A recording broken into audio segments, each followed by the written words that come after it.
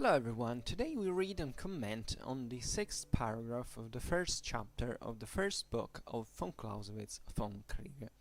The title is Modification in the Reality. And here we go. Modification in the reality. Thus, reasoning in the abstract, the mind cannot stop short of an extreme, because it has to deal with an extreme with a conflict of forces left to themselves, and obeying no other but their own inner laws.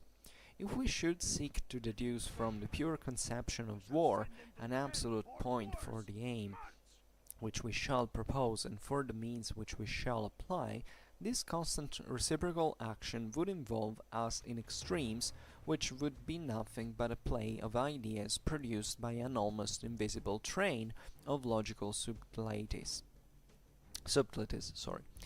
If, adhering closely to the absolute, we try to avoid all difficulties by a stroke of the pen, and insist with logical strictness that in every case the extreme must be the object, and the utmost effort must be exerted in that direction, such a stroke of the pen would be a mere paper law, not by any means adapted to the real world.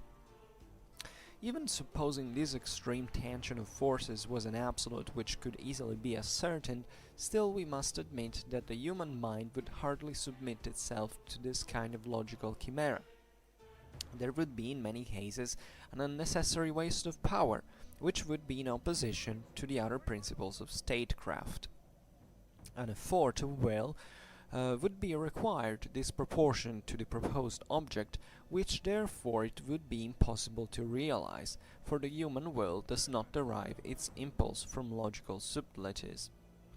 But everything takes a different shape when we pass from abstractions to reality.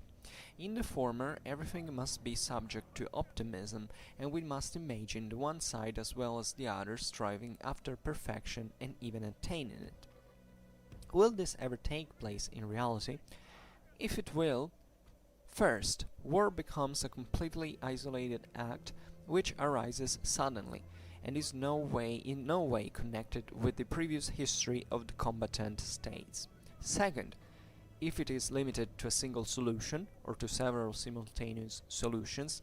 Third, if it contains within itself the solution perfect and complete, free from any reaction upon it through a calculation beforehand of the political situation which will follow from it.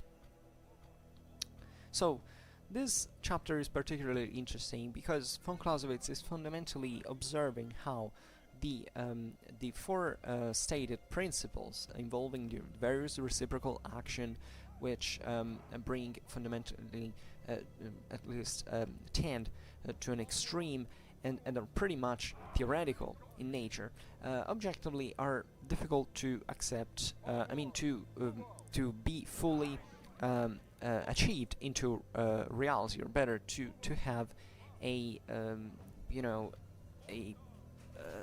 a full attainment into reality.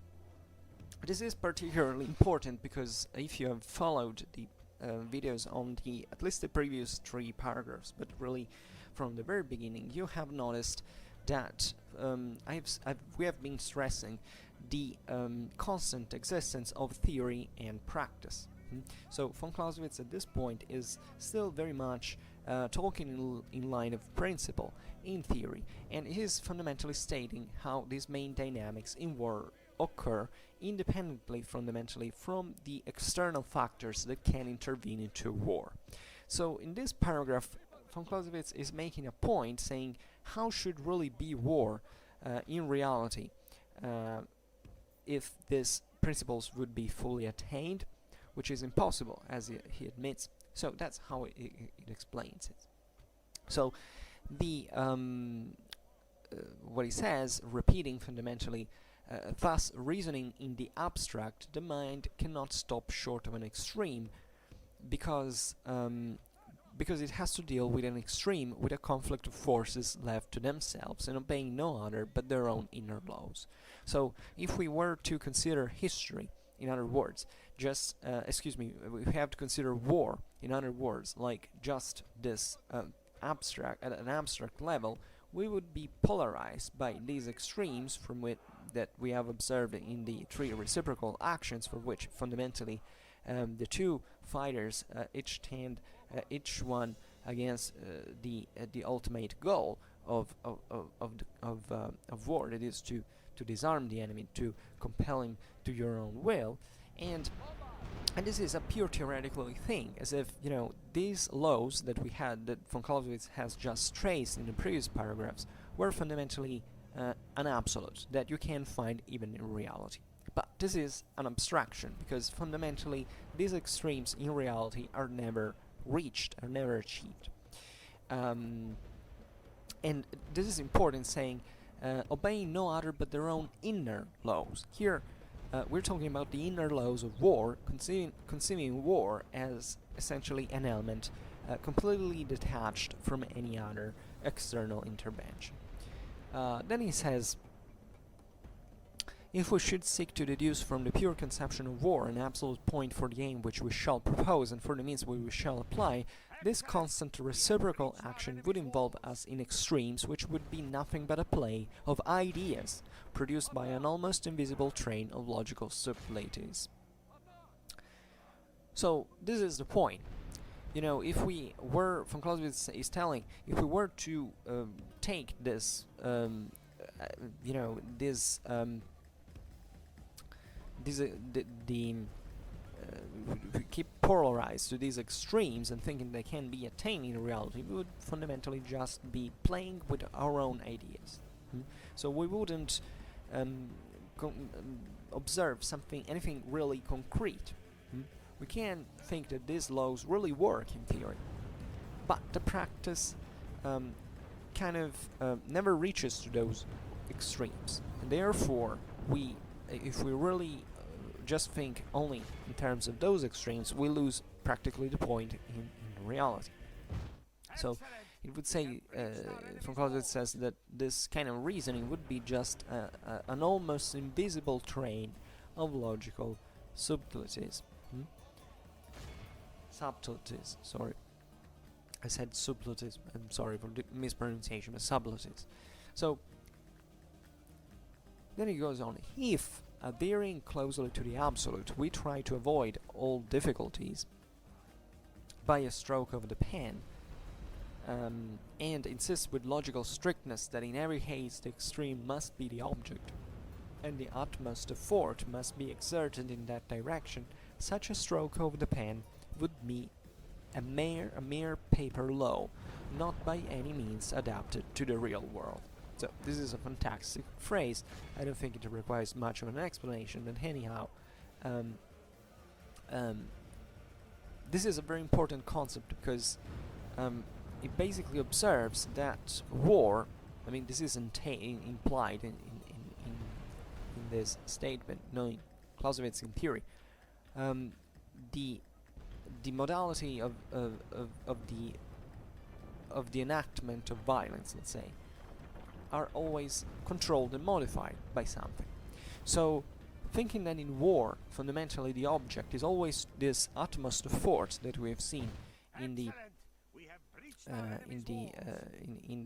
third paragraph, the utmost use of force, and that in every situation which should tend, in every real situation which should tend to that extreme, we would fundamentally have no connection with reality. We would simply deny everything that in fact in reality happens to limit this utmost effort towards the extreme. It's very beautiful how von Clausewitz uses the term, you know, to get rid here how it is to avoid all difficulties by a stroke of the pen, because such attempt would be just a mere paper law and not by any means adapted to the real world. So one thing is the theory, where you can state objectively that this is fundamentally the dynamics but that occur into war, into the duel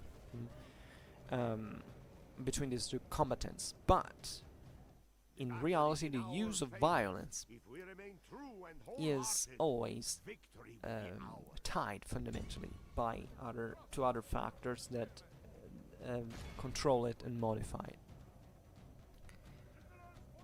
So von Clausewitz goes on and says, even supposing this extreme tension of forces was an absolute, so even given it for granted, which, I mean, assuming it is so, which could easily be ascertained, so even if, you know, this absolute tension of forces could be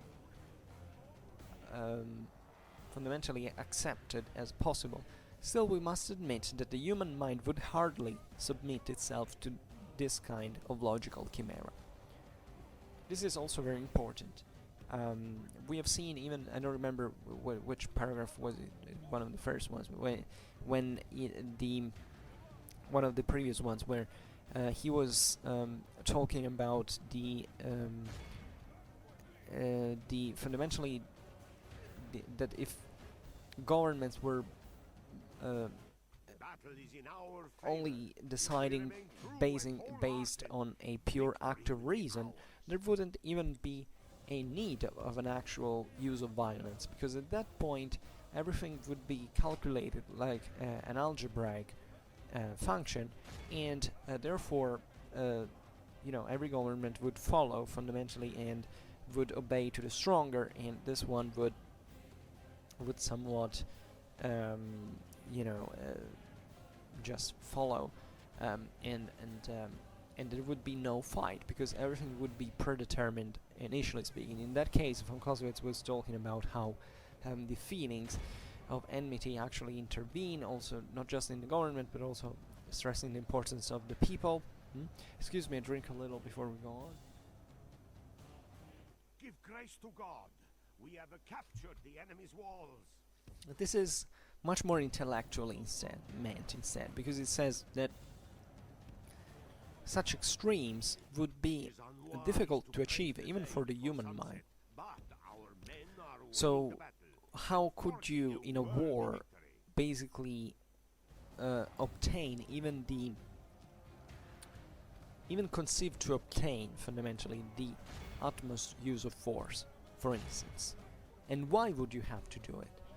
And here the point is that here von Clausewitz is saying not only there is no reason in reality to reason like that, because there are certain contingent factors that at the end of the day always bring you to the to essentially not reasoning in that fashion, by limiting fundamentally violence to and subjecting it to your political goals fundamentally. But von Clausewitz stresses here, it would hard even for the mind to get there. So to get to the point of how to achieve it, how to conceive it, how to practically, you know, sort everything up to reach that absolute extreme. So this is also a very brilliant remark, because it says it's not only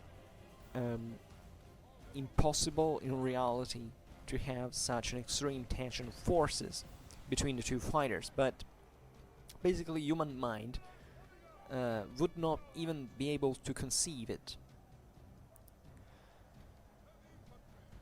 Then he goes on and says there would be in many cases an unnecessary waste of power, which would be in opposition to other principles of statecraft.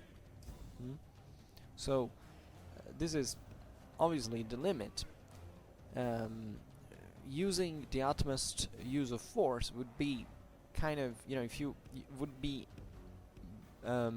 just making politics curbing to the aims of war, to the ends of war, and it doesn't make sense. You don't make war for the sake of it. You make war because you need to use violence at that point in order to achieve something. So it would be stupid to say, okay, let's do war just to destroy the enemy, just to annihilate the enemy, if we don't have any other goal to do it. I mean, of course in war you can arrive to the idea you want to annihilate the enemy. But the point is that it never gets achieved in actual fact. Not because you can't throw, you know, a nuclear weapon over a country and making it and turning it into ashes, but because you must have a reason for doing it. And this reason is practically never on the ground of saying, you know, that's really what I want, cent for cent, and nothing else. There must be some factor, some idea that plays with so many other elements. And the principles of statecraft that von Clausewitz is talking about are pretty much evident. So they are the various reasons that bring two states to go to war with each other, but not necessarily just to pursue just the object of war by itself. It's always a political end, fundamentally, war is used for. So, and he says, in this case, an effort of will would be required disproportioned to the proposed object, which therefore it would be impossible to realize, for the human will does not derive its impulse from logical subtleties. So here, the effort of will, as we've seen, is really put into play. Von Clausewitz says that there would never be fundamentally a state whose effort of will would be coincident with the extreme tension of forces. Nobody wants. I mean, it's as if, let's make it simple, because sometimes we look at war in such a destructive fashion and say, okay, well, humans are capable literally of annihilating each other for no valid reason. But this is, in fact, a chimera. It's not truly true. Humans never reason in that fashion. Just imagine that, you know, you want to fight against another individual. You need a quite a hell of a effort of will just for thinking to aggress that person. Which happens usually for, you know, quite extraordinary circumstances that justify even, you know, the physical aggression. So if you were to annihilate with your own strength another person, just for the sake of, you know, putting that duel to an end, you would basically, I don't know, not necessarily you would kill yourself, but you would practically have to go beyond even your biological limits, because when you fight against someone, you're automatically put into a situation in which you really are not thinking about giving literally all the full force out, the full possible force out. You think, you know, let's try to take this guy down, possibly with the least effort, and trying to figure out things first. So you're actually kind of reducing this for many reasons. First of all, because you have some physical limits yourself, and not just, you know, in absolute terms, but even contingental reasons. Secondly, you really need a hell of a good reason for wanting to physically annihilate one person for real. And even when we think that this is possible, we actually make an ideological point, an emotional assessment, like saying, you know, I would like to kill, I don't know, the worst criminal on earth. But even in that case, if you had him in front of you, you would probably kill. I would probably kill him. I don't know. But in fact, I don't know, because I could. But there would be so many things within me that maybe even in front of the worst criminal of the world, it would make me not use my extreme tension of force in order to achieve it in some way or another. Because my effort of will is still somehow minding other elements of my, even my future life that may be affected by this. I'm not really saying even at an emotional level, but even at a physical level. So I know it's a bit abstract, but this is exactly what von Clausewitz is talking to you about. He's telling you fundamentally that the extreme tension of forces is non-existent in reality, is an absolute, and as such is not achievable. You can make this parallelism also with maths fundamentally. It's like when, you know, in nature you look at asymptotes, I mean in a mathematical function, so you know that you can tend towards the infinite, but you can't fundamentally reach the infinite. Well, this is the point that von Clausewitz is making. This absolute is never quite reached. You can go very close to it, indeed you can, but just think about the destructiveness of, you know, World War II, how certain countries wanted literally to wipe out others from the face of the earth, but still, that is limited. And it is even more, you know, it's all the more limited the more, you know, society is complex, because naturally not everybody wants, you know, to kill, you know, to literally make this extreme tension of force. But it's here von Clausewitz is making the example of the force of will that this would require. But even there, and probably also more importantly, even if you had such an effort of will, not necessarily you would be able to maximize biologically, fundamentally, your extreme, to maximize your tension of forces, fundamentally, because that would still be somewhat physically inconclusive, because it wouldn't reach the absolute proper. You know, absolutes, I think, in nature, in this sense, do not exist. Even the systems we measure are not really absolute. There is always some kind of approximation in everything we observe, and that's why also the scientific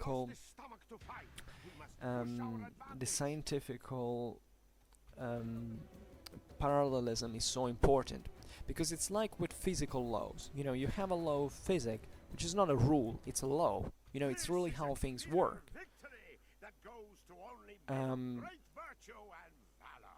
Let's take gravity. It has that given acceleration, but the body that it gets accelerated, even in, you know, there are so many absolute aspects into reality, into physics. You know, for instance, the concept of vacuum. We don't know physically any real vacuum fundamentally, as it's given by definition, as we don't have any evidence of a point or a straight line or a infinite surface. Those are all absolutes that fundamentally in nature do not exist, but towards which nature kind of tends. So war is a bit like this.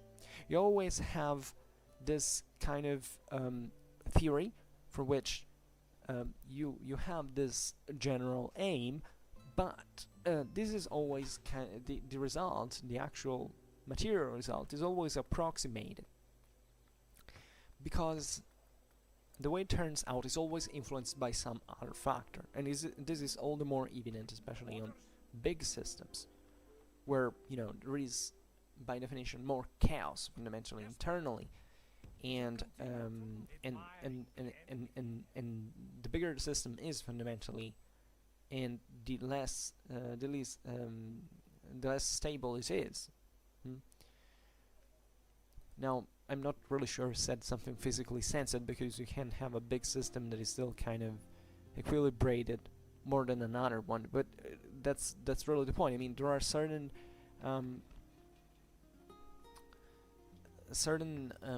characteristics, certain factors that influence under this point of view, and that fundamentally bring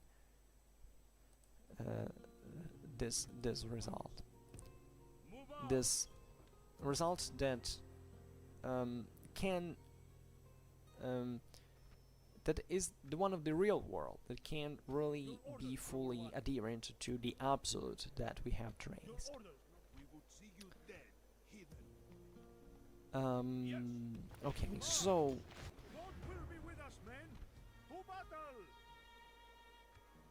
it's interesting how also von Clausewitz here calls the subtleties fundamentally of a concept that are subtle, not because they are kind of difficult or to imagine and so on, but they're kind of useless at one point to conceive in reality, or at least they, you know, they're so much influenced by many factors that they pass kind of in a secondary plan, but not because they're secondary in theory.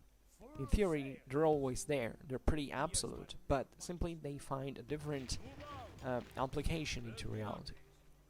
They're, excuse me, it's wrong. They find a different, because they're not really applied. I mean, they're applied, but they have a different outcome, fundamentally. That is never that, never fully correspond to that absolute. They're more like a consequence. It's as if there was a metaphysical and physical world at that point. I know it's bad parallelism, but it's really the point. It's as if you imagine that there is something that can never be changed by definition, which is not real. It doesn't belong to the physical world in this sense. And then there is a physical world that reflects it, but it's never quite as perfect as the absolute, by definition. By physical laws, actually. And in fact, von Clausewitz says exactly this, but everything takes a different shape when we pass from abstractions to reality. That's it. In the former, so in the abstraction, everything must be subject to optimism, and we must imagine the one side as well as the other striving after perfection and even attaining it. This is important because here von Clausewitz makes the example of an abstraction that therefore you can follow by saying, okay, I know this abstraction, so it has to work like that. This is a bit how positivism worked in the 19th century eventually. I mean, this idea that there are certain positive, in fact, actions that through which you can legitimately achieve that result. As we will see instead, the Clausewitzian theory stems from the concept that fundamentally everything really goes wrong.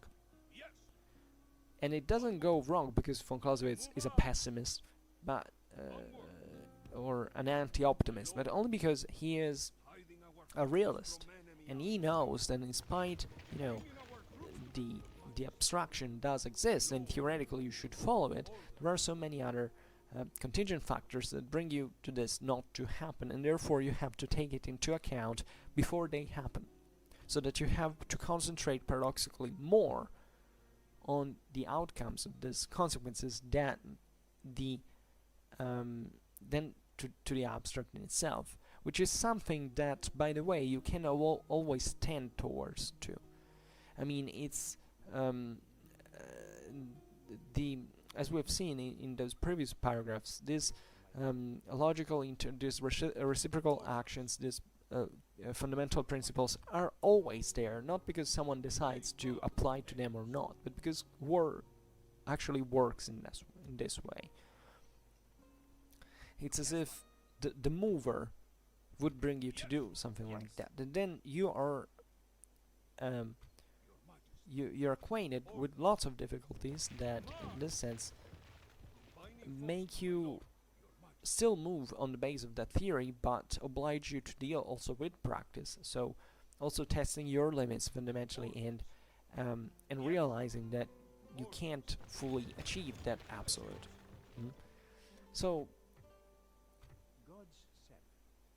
von Clausewitz here is saying fundamentally, let's imagine that there was such a thing in reality.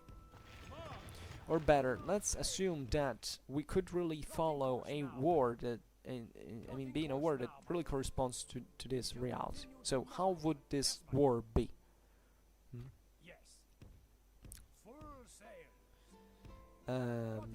So in this situation, as you understand, the both sides would strive after perfection, and even, fundamentally pretending to attain it. So von Clausewitz says, how could this happen in reality? I mean, which would be the conditions in reality to meet these absolutes? Because, reality does tend towards the absolute. It's like the asymptote, in a function. So von Clausewitz here is eventually, in the following paragraph that we will read, we will get fundamentally to the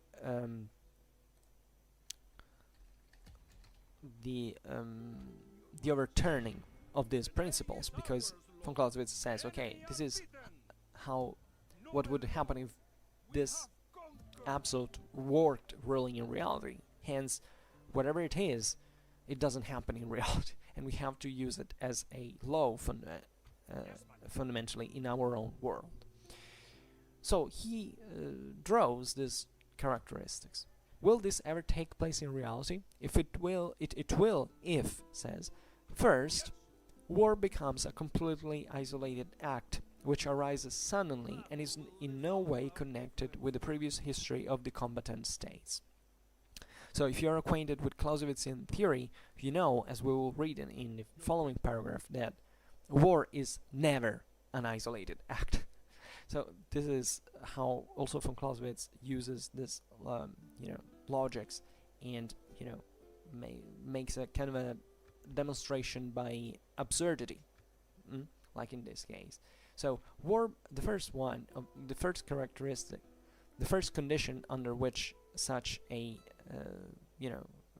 conflict would take place into reality, such an attainment would take place into reality, is that war becomes a completely isolated act, which arises suddenly and is in no way connected with the previous history of the combatant states. As you understand, this is not possible.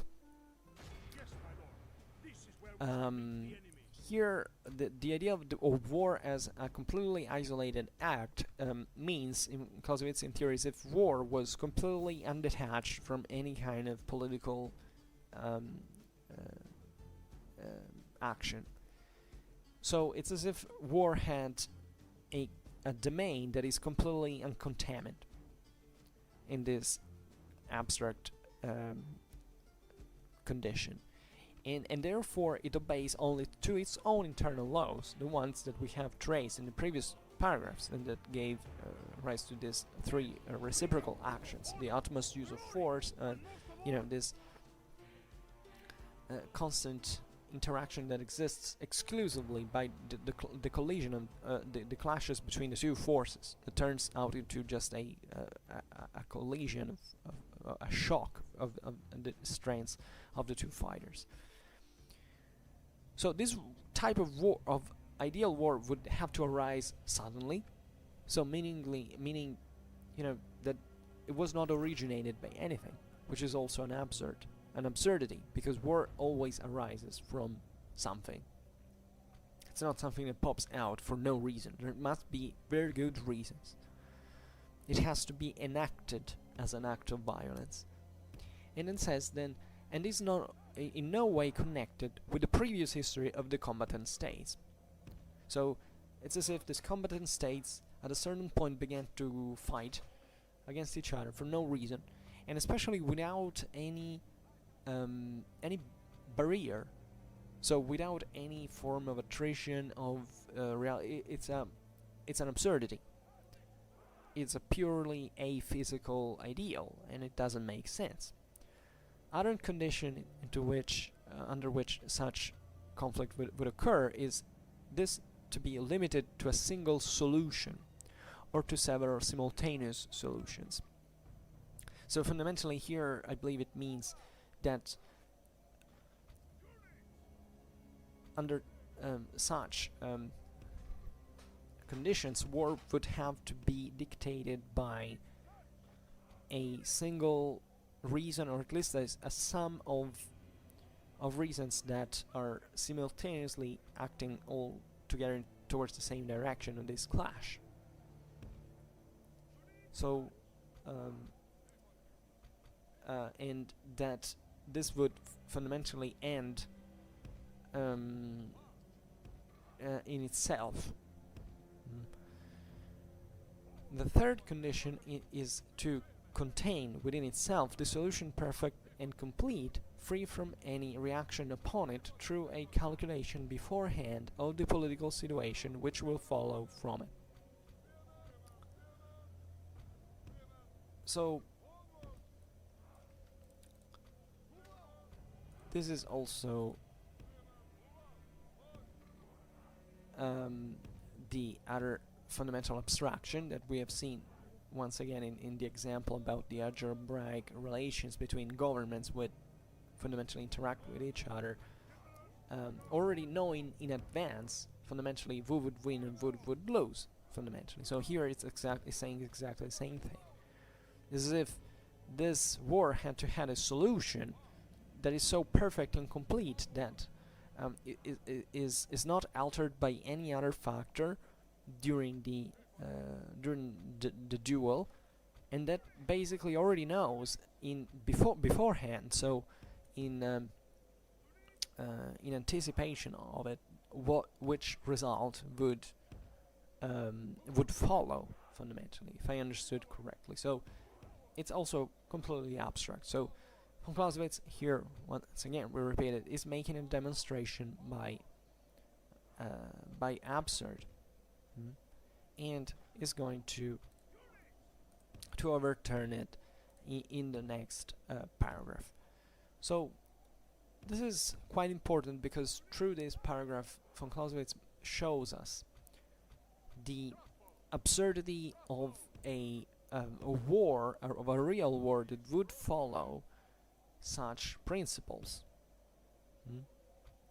In fact, in reality, of a war that would follow the drone principles in reality. So no war fundamentally has this perfectly military dimension. It always goes with some interference within it. You always have some previous reason for fighting it that starts, by the way, by not knowing what the outcome of war will be. This is particularly interesting because it makes you understand that everything can really go wrong because there are so many factors that intervene into the military sphere, even from what is not military. And here we can observe it, obviously, at any psychophysical level. There's literally everything that can interfere with war that can make it change. So,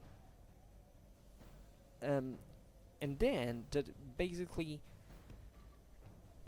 every war has also has a kind of